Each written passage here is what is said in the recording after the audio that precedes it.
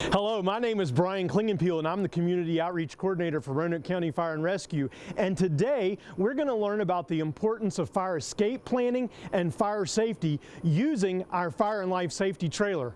Come on inside and let's get started. So one of the things that is most important when we talk about fire safety and fire escape planning is the importance of having a working smoke alarm. You need to make sure that you have working smoke alarms in your home. There needs to be one on every level of your house, and they need to be near the sleeping areas because that's where you are most at risk. It's important to test them once a month and make sure that they work so that it wakes you up and gets you out in the event of a fire.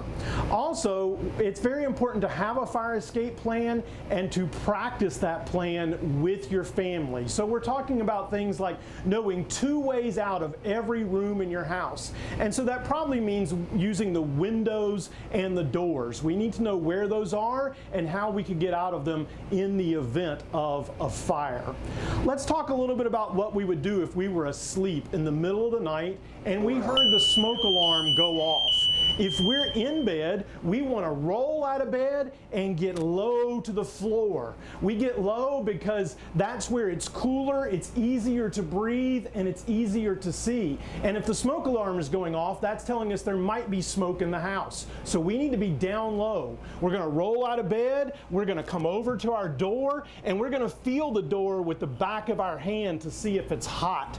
If that door is hot, we are not going to open that door. That's where we're going to use our second way out. Maybe that's another window, maybe that's another door, but we need to find another way to get out of the house.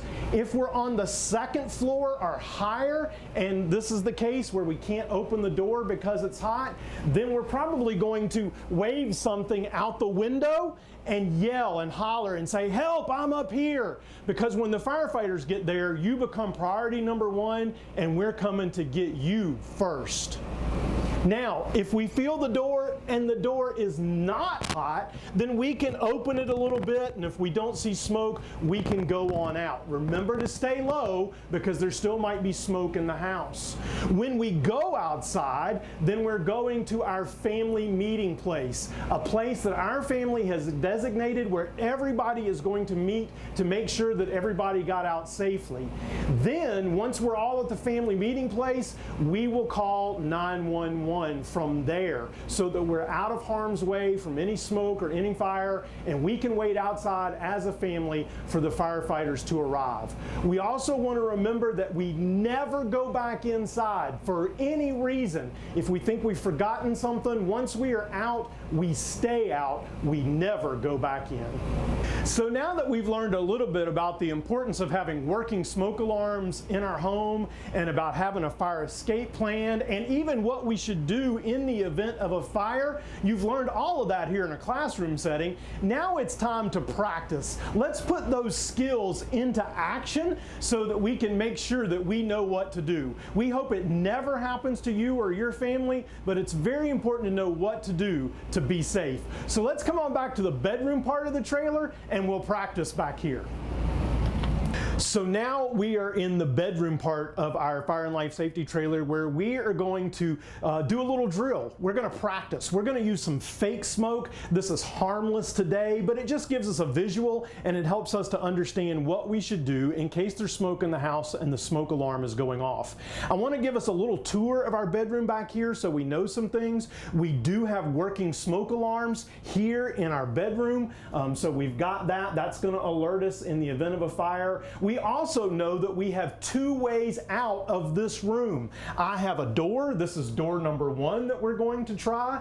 I have windows and I have other doors as well. So we're going today though for our drill, we're not going to use the windows. We're only going to use the doors. We're going to attempt this door first. If this door is hot, then we're going to attempt the other door. We'll need to feel both of them.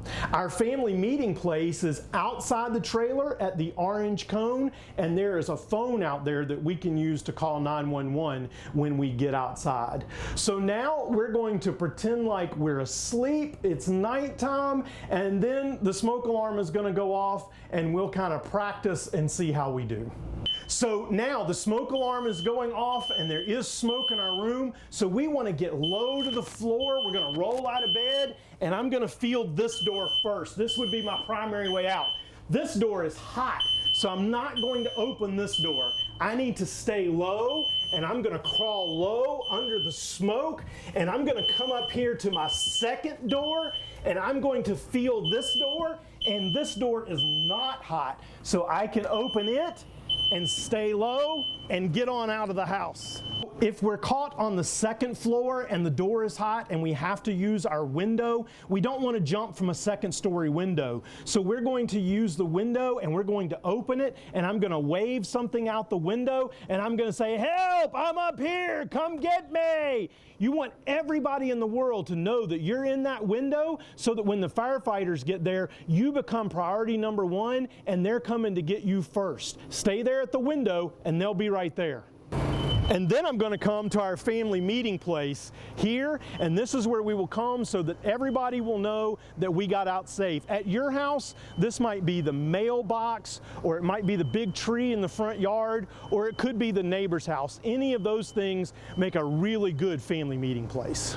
So now that we are outside the house and we've all met at our family meeting place and we know that everybody is safe, now we can call 911 to get some help. We want to do that from outside so that we're not inside where it's getting hot and smoky and dark. We want to be outside when we call 911. We can do this from a neighbor's phone, so if the neighbor's house is our family meeting place, they can let us use their phone and we can call 911 from there. You'll need to stay on the line, talk to the dispatcher, answer their questions. They're going to need to know your address. They're going to ask you some questions about what your emergency is, how many people were in the house, ask you if you've gotten out, all of those kinds of things. That's very important. Of course, you can also do that from your cell phone once you are outside as well. That's probably what most people are going to do, is once you are out, is to call from your cell phone. Again, same thing applies of knowing your location and staying calm and answering the dispatcher's questions. So that concludes our lesson on the Fire and Life Safety Trailer today.